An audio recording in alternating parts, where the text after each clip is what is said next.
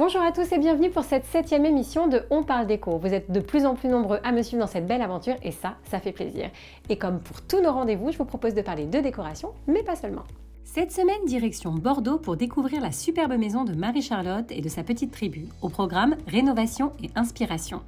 Ensuite, je vous parle éco-responsabilité avec deux invités, Nina Chardin et le partenaire principal de On parle déco, la Banque Postale. Enfin, nous finirons en lisière de la forêt de Fontainebleau, chez moi, où je vous présenterai le talentueux Gaëtan Marron. Ça tombe bien, j'ai une commande pour lui.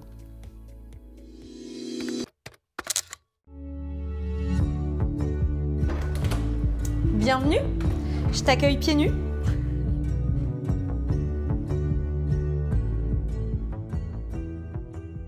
Alors moi c'est Marie-Charlotte, j'ai 35 ans, je suis avec Romain depuis à peu près 10 ans.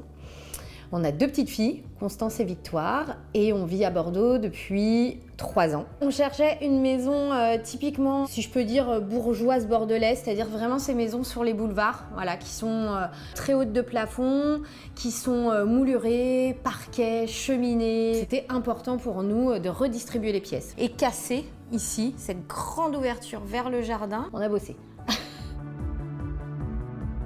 Ici, dans le salon, on partage tout. Ouais, on adore être ici. C'est vraiment, on voulait une pièce de vie chaleureuse. C'est pour ça, le parquet, le bois, la cheminée. L'hiver, c'est génial. On a fait des feux de cheminée. Moi, je suis une passionnée de déco et Romain aime beaucoup la déco et il y a des choix affirmés. Mais le parti pris, il était avant tout redonner ses lettres de noblesse à cette maison.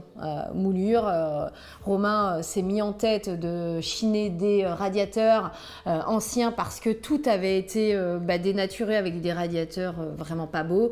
Donc voilà, sablé, repeint, voilà. Ça, c'était vraiment un point hyper important, remettre de la fonte, de l'ancien, un parquet point de Hongrie, des moulures en soubassement et ce verre anglais. En fait, voilà, nous on aime le côté cottage anglais, cette déco très, voilà, le tartan, mais avec une touche de modernité aussi. Hein, il y a de la moulure, mais pas partout non plus. On voulait vraiment, et aussi avec les luminaires, apporter cette touche, cette touche très déco avec les luminaires, plus contemporain, mais avec de la fibre naturelle. Voilà, c'était vraiment un parti pris. C'est une déco ancienne avec des petites touches de modernité, mais pas trop. Je vous fais visiter. Allez, c'est parti. Tu vois, le choix des luminaires chez nous, c'était hyper important. On voulait de la fibre naturelle, donc là, notamment celui-ci qui est une exclusivité pour Light Online en partenariat avec Market 7. Il est en raffia, il est juste dingue. Et je trouve que du coup, avec la pierre en face, voilà, c'est vraiment ce qu'on cherchait. Et en fait, on a essayé de faire une continuité avec des luminaires de cette même marque finalement, en faisant l'entrée et le dégagement. Du coup, je vous emmène là-haut avec moi. Là, on est dans le dégagement et il y a ce luminaire aussi que j'adore en canage. Voilà, aussi de chez Market 7.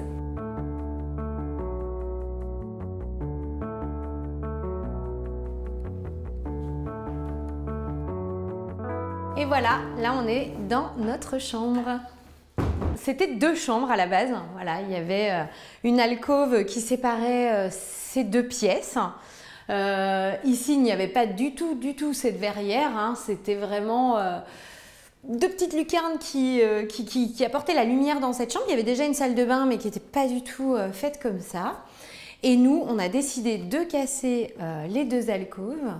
D'ailleurs, ce qui est assez drôle, on voit que le luminaire n'est plus vraiment à sa place, mais on a fait le choix de laisser avec la rosace un peu décentrée justement, parce qu'en fait, on a recréé un mur ici, avec cette magnifique fresque Isidore Leroy, et derrière, on a fait un dressing, voilà. Là, par chance, vu que c'est un mur qui a été totalement créé, on a pu passer toutes les gaines techniques dedans et pouvoir mettre des petits luminaires de part et d'autre. Et puis, cette verrière, voilà, qui est juste magnifique, qui a été fait par un artisan bordelais excellent. On s'est gardé la plus grande chambre et surtout parce qu'il y avait une salle de bain attenante et ça faisait vraiment ce qu'on appelle la suite parentale. Et on y est hyper bien, on a l'impression d'être à l'hôtel dans notre chambre chaque jour. Je vous emmène à l'étage de mes filles. On est dans mon bureau, c'est vraiment mon espace, qui est aussi le leur finalement. Tout ça c'est Ikea, c'est très pratique, on l'a laissé en bois brut et elles ont tout leur jeu. Moi je travaille d'ici, la luminosité avec les Velux, vraiment, je suis hyper bien. Le seul bémol, c'est ma connexion internet. Et là, on arrive dans la chambre de ma Constance. C'est mon aînée, elle a 5 ans. Et comme vous pouvez le voir, le rose, c'est son truc. Voilà, elles ont choisi les couleurs de leur chambre. C'est vraiment un lieu que j'aime énormément. Je fais mes petits shootings vidéo, photos ici, dans leur univers. Et celle de Victoire, la chambre de Victoire, c'est vraiment une pièce que j'affectionne particulièrement, encore une fois parce qu'on retrouve une fresque Isidore Leroy. C'est la fresque Abracadabra. Ça invite à la poésie, à la magie.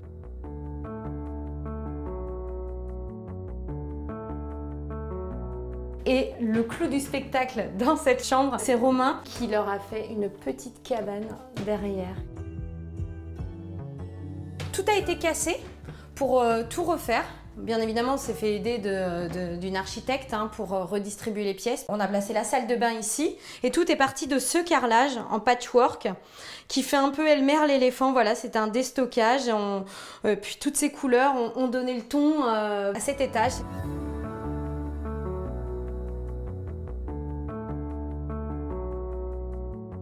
Nous, on voulait absolument une cuisine fermée. On aime les grandes cuisines dînatoires, mais où aussi on peut cuisiner tranquillement et tout ça. C'était un petit salon télé qui donne sur les boulevards, donc c'est bruyant.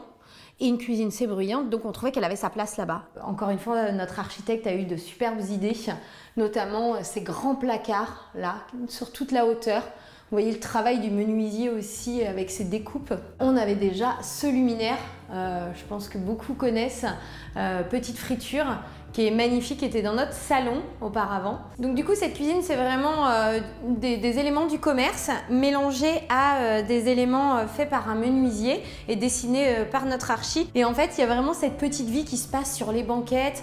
On vit dans cette cuisine. C'est pas qu'une cuisine pour faire à manger, c'est une cuisine de vie. La table, elle est géniale, elle a 2 rallonges, elle se met de part et d'autre. Et là, on fait des goûters crêpes. Voilà, on aime beaucoup passer du temps ici, encore une fois, comme dans toute la maison. On adore notre maison. Et ah oui, encore une fois, les tapisseries.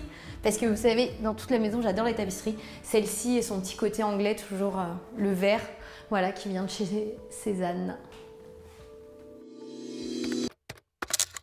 Aujourd'hui, je vais vous parler de l'habitat et de la transition énergétique. Alors oui, évidemment, la décoration, c'est très important puisqu'elle nous aide à nous sentir bien chez nous. Mais si on veut vraiment œuvrer dans le bon sens, il faut poser les bonnes questions et ça, bien en amont. Loin de moi la volonté d'avoir un discours moralisateur, mais bien de comprendre ensemble comment mieux habiter pour mieux consommer. Vous êtes d'ailleurs de plus en plus nombreux à faire attention aux problèmes écologiques et à souhaiter changer vos habitudes. Je le vois parmi mes clients en tant qu'architecte d'intérieur, mais également parmi mon entourage. Alors consommer plus responsable, ça veut dire quoi? Le temps de ce reportage, je vais inverser la pyramide d'inquisition. Je vais vous parler évidemment de décoration et même si c'est la partie émergée de l'iceberg, ce n'est pas si simple. Pour ça, je me propose de partager avec vous ma conversation avec Nina Chardin, rédactrice et formatrice en décoration éco-responsable. Alors moi, je suis Nina Chardin et j'ai créé My Green Cocoon en 2017.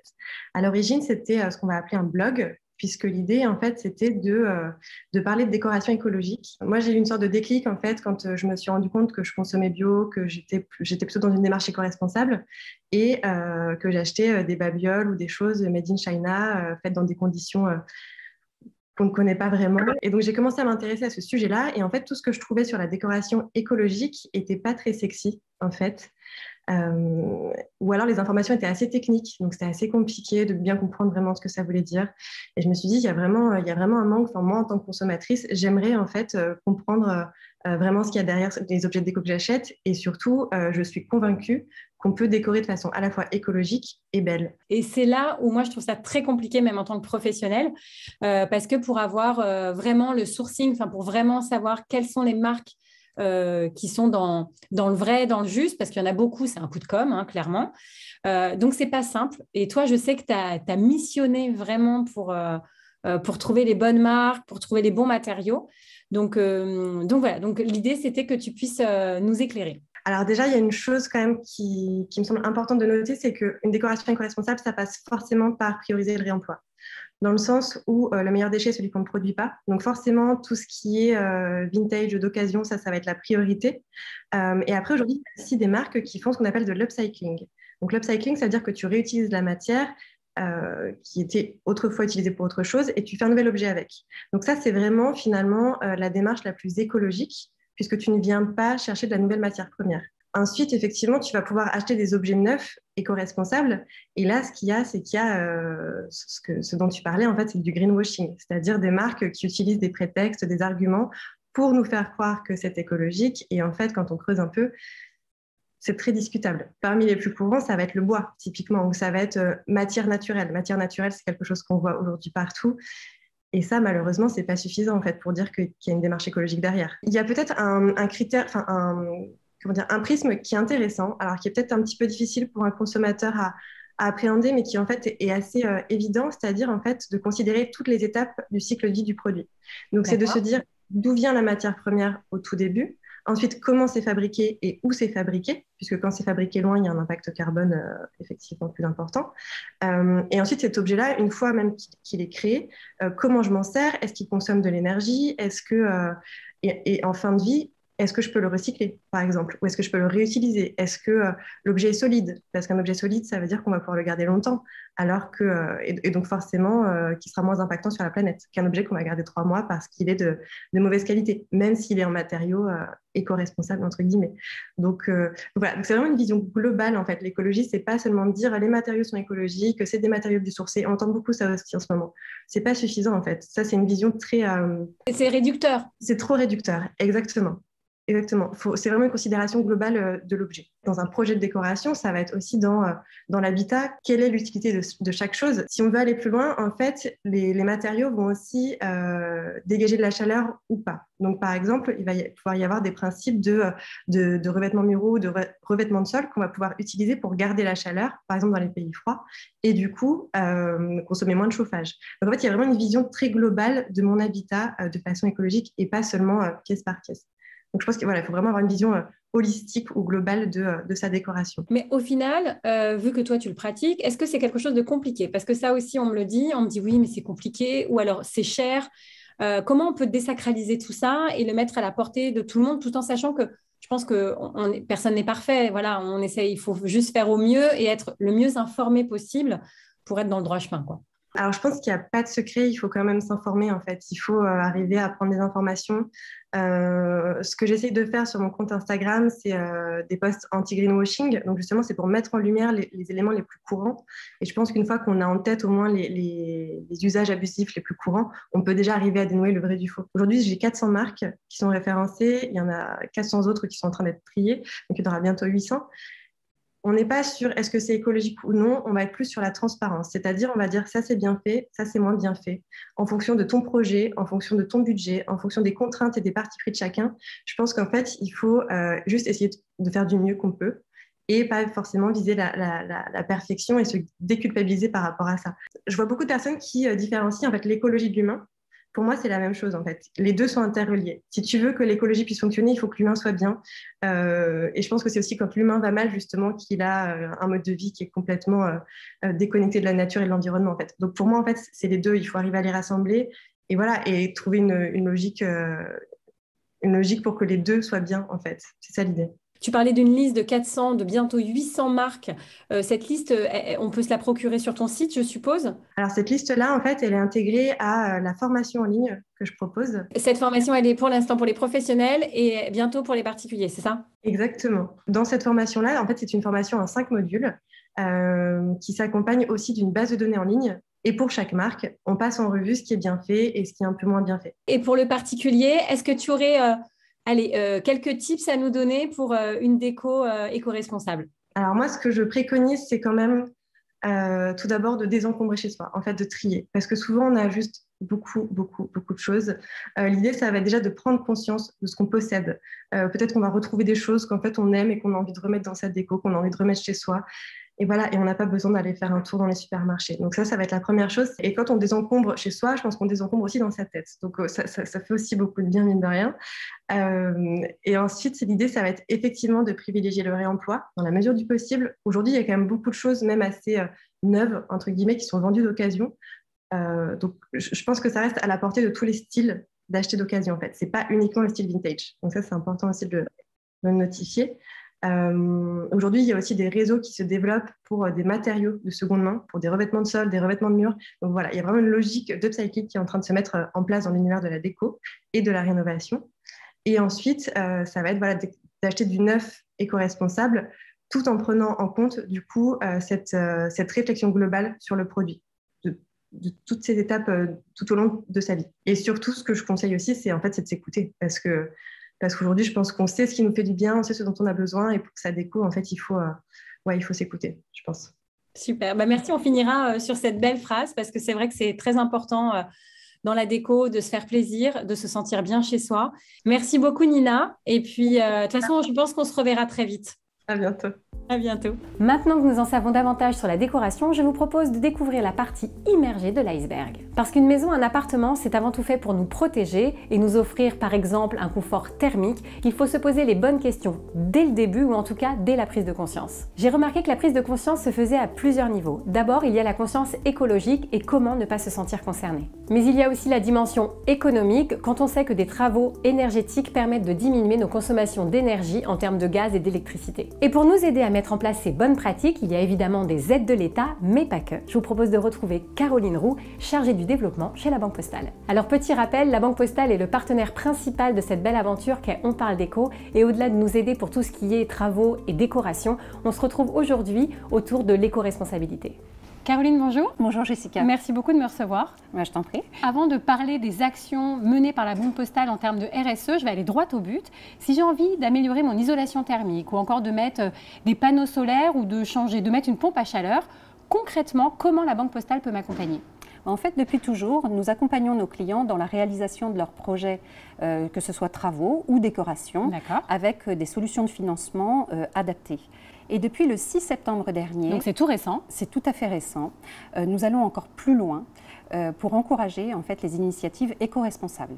Alors du coup, qu'avez-vous mis en place pour répondre à ces ambitions ? Lorsque vous faites des travaux d'économie d'énergie pour votre logement, nous vous donnons la possibilité d'agir pour une consommation plus responsable. Alors ça donne quoi concrètement ? Alors concrètement, quand un client souscrit un prêt personnel travaux verts, il va bénéficier d'une offre tarifaire préférentielle. D'accord. Et nous nous engageons à soutenir une association qui lutte contre le mal logement. D'accord. Nous nous engageons aussi à accompagner nos clients vers des pratiques plus durables. Donc en gros, si je résume, en plus quand je fais un prêt travaux verts, j'ai donc l'offre tarifaire, mais la Banque Postale effectue un don contre le mal logement en France, c'est ça ? Tout à fait. En termes de projets, quels sont ceux qui sont éligibles et vers quel artisan je peux me tourner ? Alors la plupart des travaux d'économie d'énergie sont éligibles en fait. D'accord, donc si je veux isoler un mur, changer mes fenêtres… Tout à fait, okay. Tout à fait. À partir du moment où le professionnel est labellisé RGE, reconnu garant de l'environnement. D'accord. Il y a un large panel en fait qui concerne essentiellement tout ce qui est isolation thermique et également modification ou amélioration du système de chauffage. La liste est complètement disponible auprès de nos conseillers bancaires en bureau de poste. Est-ce que tu peux m'en dire plus sur votre action contre le mal logement en France ? Chaque fois qu'un client fait un prêt travaux verts, on effectue un don auprès d'une association qui lutte contre le mal logement. D'accord. C'est un montant unique de façon à ce que tout le monde puisse contribuer de façon égalitaire. C'est un moyen concret d'agir pour améliorer l'habitat. Alors au tout début, tu me parlais d'accompagner les Français vers des pratiques plus durables. Ça donne quoi ? Nous voulons accompagner les Français dans les initiatives au quotidien. D'accord. Et pour ce faire, nous avons un site internet sur laroutedevosprojets.fr dans lequel nous publions des contenus, des articles qui vont aider les Français à aller vers des consommations plus durables. D'accord, ok. Notamment au niveau de l'habitat et des véhicules également. Nous diffusons aussi des conseils d'experts comme les tiens, Jessica. Oui. Des conseils inspirants, innovants, pédagogiques ou pratiques. Nos conseillers clients sont aussi sensibilisés à tous ces sujets. Au tout début, je disais que la Banque Postale agissait autour de la RSE. Est-ce que ça concerne uniquement le prêt travaux verts ? Cela concerne aussi tous les projets d'achat de véhicules pour lesquels la Banque Postale s'engage à soutenir des projets de développement durable via la compensation carbone. Aujourd'hui, nous sommes les premiers à proposer des offres de financement à impact pour les particuliers dans le domaine des projets auto et des travaux verts. Et on veut aller encore plus loin. Notre objectif, c'est qu'en 2025, tous les prêts personnels de la Banque Postale aient un impact plus responsable. Ah oui, donc gros projet pour 2025. C'est très ambitieux et nous en sommes très fiers, Jessica. Bah écoute, merci en tout cas de m'avoir reçue et d'avoir répondu à toutes mes questions. Merci à toi.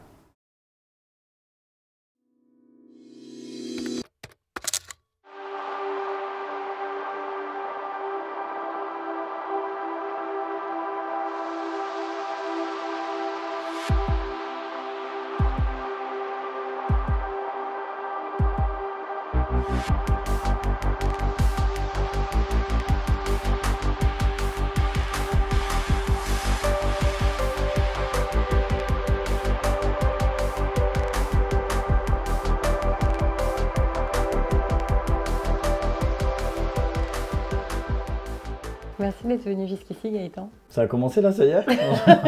Ouais, ça a commencé. Quand on s'est rencontrés, tu étais cuisiniste. J'ai toujours aimé les volumes, moi en fait, donc vraiment les blocs, les cubes, etc. Donc c'est un peu naturellement que je suis allé vers l'agencement, le mobilier. Et je suis tombé un peu aussi par hasard dans le domaine de la cuisine qui m'a beaucoup plu. Parce que tout simplement, j'adorais le contact avec les gens. Naturellement, en fait, le coup de crayon est dedans et l'intérêt que j'avais aussi pour les gens autour de moi, ça a fait que je m'y suis beaucoup plu et j'ai fait quasiment 15 ans dans ce domaine-là. Mais du coup, le dessin aidant, à un moment donné, tu t'es dit aussi que peut-être tu avais envie de laisser parler plus ta créativité? Juste avant le premier confinement d'ailleurs, Ouais. donc c'est bien tombé, où je me suis posé, je me suis dit en fait, ok, tout va très bien dans ma vie, il n'y a qu'une seule chose, c'est qu'au niveau professionnel, c'est pas ça en fait. J'aimais beaucoup ce que je faisais, mais Il te manquait quelque chose, il me quoi. manquait quelque chose, quoi. Donc j'ai pris une page blanche et j'ai écrit, voilà, si j'étais libéré de toute contrainte financière, etc., qu'est-ce que j'aimerais réellement faire? Et le premier mot qui m'est venu, c'est du cinéma, de la réalisation. J'avais fait un bac art appliqué, mais notamment on touche un peu à la vidéo et au cinéma, et j'avais vraiment adoré ça. Et quand j'avais présenté un court-métrage qui avait déjà été primé par un petit festival, celui de Villeurbanne, et j'avais présenté aussi mon projet à des profs pour le bac, qui m'avaient dit « Monsieur, vous avez une vision qui est intéressante, vous devriez faire des études de cinéma ». Mais moi, dans mon enfance, le cinéma, c'était pas un métier. Lui, il fallait quelque chose où tu es plus les pieds sur terre.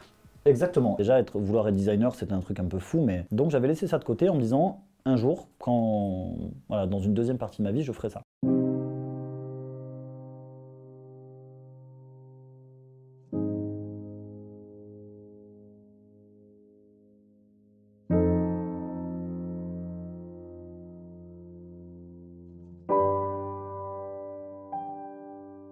Et si tu veux, autant dans le dessin ou dans d'autres domaines, je peux créer de A à Z en étant libre. Quand je fais une fresque, par exemple, donc en effet, comme tu l'as dit, on y reviendra, mais quand je dessine, je fais ce que je veux, si tu veux. Je prends une feuille, un papier et je crée. Quand tu fais du cinéma, c'est encore autre chose, parce qu'en fait, tu dois devoir créer avec une équipe. Donc en fait, tu vas donner toi, en tant que réalisateur ou scénariste, une impulsion. Oui, parce que toi, tu parles du cinéma, mais quel est le rôle qui te plaît dans le cinéma, justement? C'est celui de réalisateur? Ouais, moi, c'est réellement la réalisation l'écriture, le scénario. Et le mot que je préfère à réalisation, c'est le mot américain, parce que tu sais que je suis à moitié américain. Oui, bien sûr. Et du coup... Non mais vas-y, j'attends que tu me le prononces, Non mais c'est voilà, tout ça? et le mot c'est directeur en fait. Ah non, mais en anglais, Director. Director? Director. D'accord, Okay, ok. Director. Et ça en fait c'est génial parce que encore ce week-end on était en tournage. Tu te rends compte que sans une équipe derrière, sans les talents que tu vas additionner derrière, tu peux rien faire. Alors qu'il y a beaucoup de domaines dans lesquels tu peux y arriver. Et moi en fait je trouve ça littéralement jouissif et en même temps passionnant.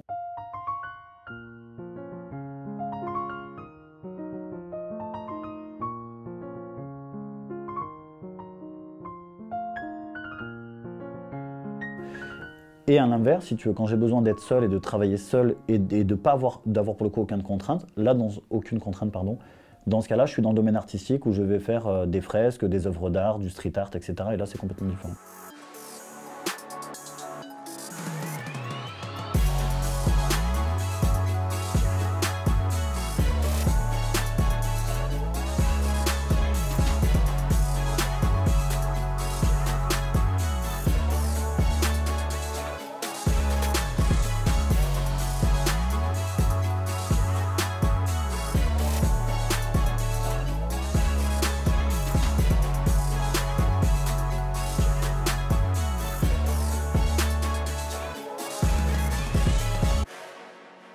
C'est justement, j'allais y venir, parce que c'est vrai que tu parles beaucoup de l'humain depuis le début, puis moi je te connais, hein, tu es quelqu'un qui a le cœur sur la main, qui aime les gens, tu sors beaucoup, mais aussi pour te nourrir des rencontres, alors que dans le milieu artistique, tu es plutôt enfermé. Est-ce que en fait c'est tes facettes, tes différentes personnalités que tu arrives à mettre en exergue avec ces activités? Oui, c'est ça, parce qu'en fait, longtemps, moi j'ai eu un problème en me disant « Ok Gaëtan, il faut que tu fasses un choix. Qu'est-ce que tu veux faire en fait? Tu veux faire de l'agencement d'intérieur, tu veux faire du cinéma, tu veux être... je sais pas, j'aurais voulu être pilote de ligne, par exemple. Ouais. Et moi, d'ailleurs, ce que j'aimais dans mes études dès le départ, c'est que le bac art appliqué, il étudie tous les domaines des arts appliqués à l'industrie. Donc ça passe de l'architecture à la mode, au design et à la communication visuelle. Donc déjà, tu vois, tu touches un panel qui est assez large quand même. Et après, tu choisis une spécialité. Il y a vraiment cette personnalité où tu veux toucher à tout à la fois. Mais c'est pas juste de la curiosité en fait. C'est qu'à un moment, moi j'ai compris une chose, c'est vraiment ça. C'est ce côté en fait, ce côté créatif qui est une force tellement puissante que je peux pas la retenir. Mais je peux pas l'appliquer que dans un domaine parce qu'après je m'ennuie déjà. Et moi en fait j'ai juste décidé à un moment de pas avoir à choisir et de dire bah, en fait non, tout me plaît et je fais tout. J'ai l'impression que tes créations sont au cœur de tout ça en fait. Tu t'es enfermé dans une boîte aussi. Ouais, pendant 10 jours, pendant le confinement.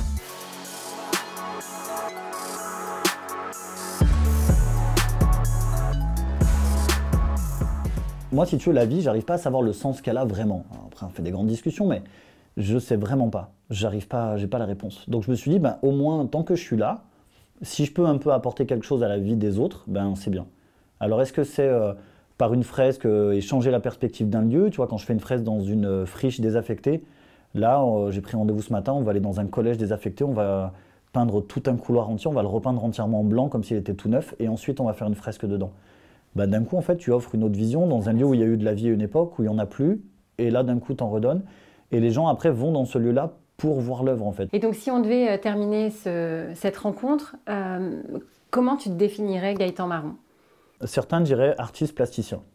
Donc, un artiste plasticien, par définition, c'est un moyen de résumer un artiste qui, en fait, va toucher à tout. Moi, ce que j'aime, c'est créer, en fait, et raconter une histoire. J'y arrive ou pas? Ouais, tu y arrives. Bon, ça va. Alors, c'est cool.